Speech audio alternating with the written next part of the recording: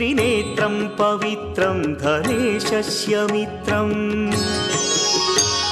अपर्णाकळत्रं सदा सच्चरित्रं शिवं शङ्करं शम्भुमीशानमीडे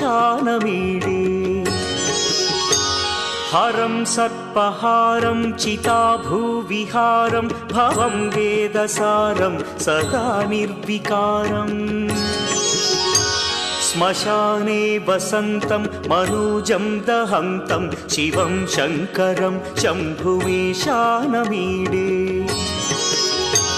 स्वयं यः प्रभाते नरशूलपाणे पठे स्तोत्ररत्नं द्विह प्राप्य रत्नम्